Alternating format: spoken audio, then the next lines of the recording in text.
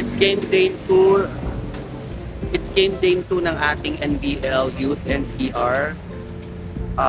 Today and tomorrow actually is the third game. So ngayon medyo late ang start natin. Hindi ganun kaaga. 8 o'clock ang start ng game. Time check, it's already 6:30. So hindi tayo masyado nagpaaga kasi nakaraan parang masyadong na-board yung mga bata and masyadong, alam mo yun, nag-cool down yung katawan nila. Kaya ngayon, medyo late lang ng konti. Pero we still adhere sa ating call time na at least 2 hours before the game nandun tayo. So kaya naman umalis na sila. Hindi na ako nakapunta sa call, hindi na ako nakapunta sa meeting place kasi medyo late na ako natulog, nag-edit pa ako ng video namin. Medyo long overdue na yung pag-edit ko ng video na dapat nakaraan pa, which is yung opening day namin. So nauna na sila, susundin tayo ni Coach LP kasama ang ating mga team captain.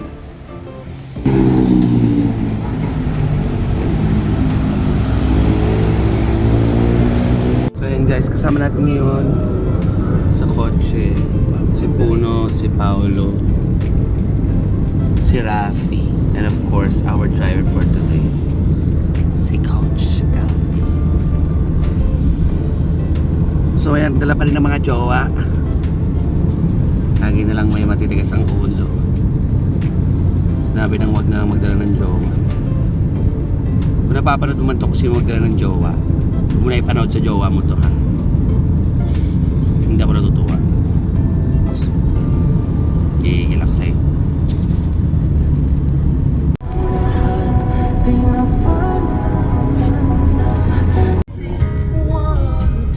Disiplina, disiplina. No one else but you has meant this much to me.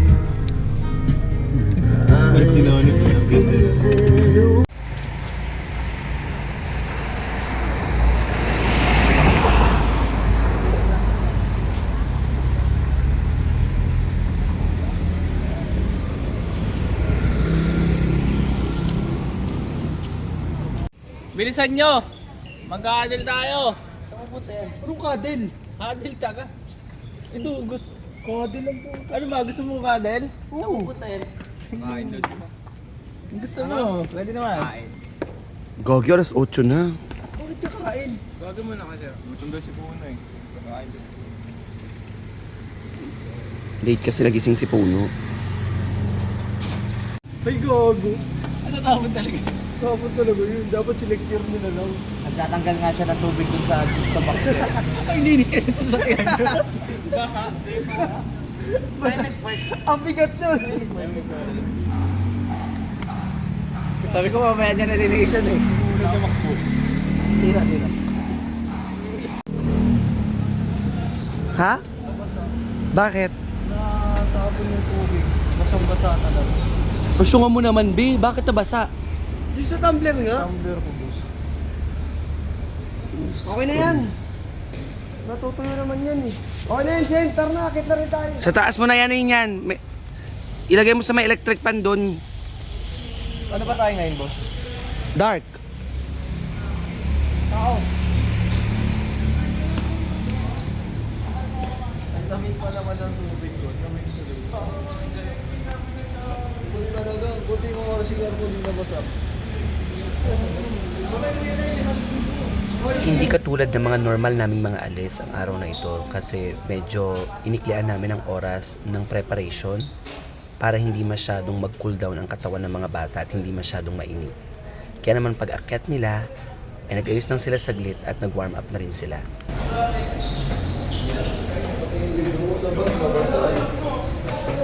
Kahit medyo late na yung alis namin, maaga pa rin naman kami sa call time. Kaya naman pag-akyat pa namin ay wala pang masyadong tao at nag-aayos pa lang ang committee. Glow in the dark.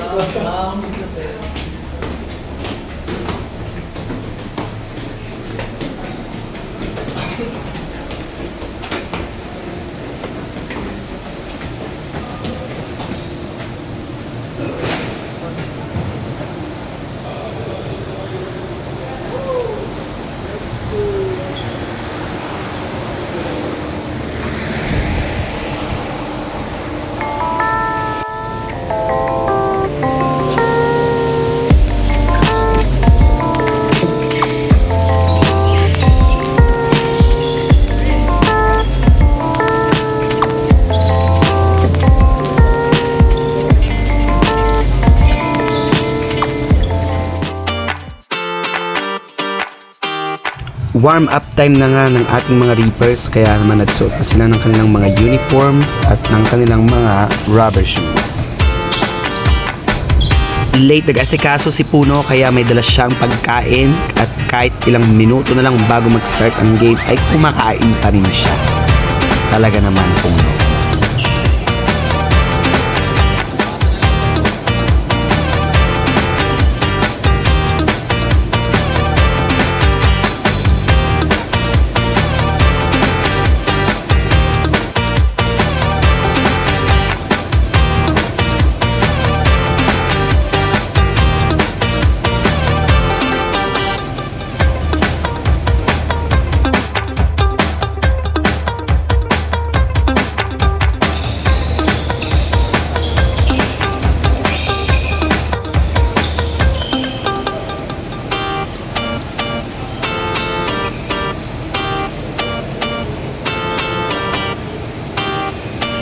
Short huddle muna kasama si Coach LP bago magsimula ang programa. Nasisimulan ng pambansang awit ng Pilipinas.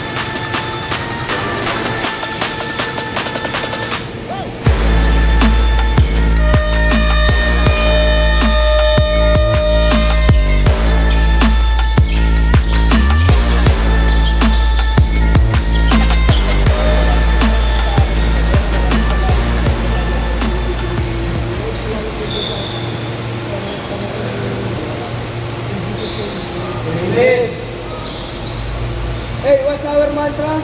Kaya by family, kaya by team, kaya by almighty. City lights, they flicker.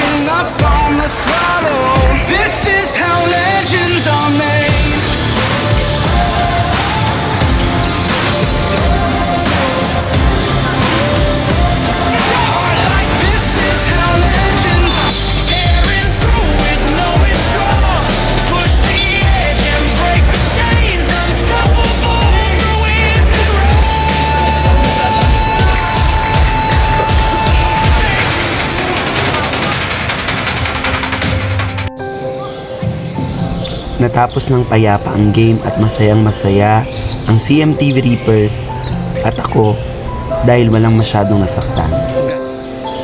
Isa na namang napakagandang opportunity neto para sa ating mga Reapers, lalo na sa mga bata pa nating mga manlalaro na below 21 years old.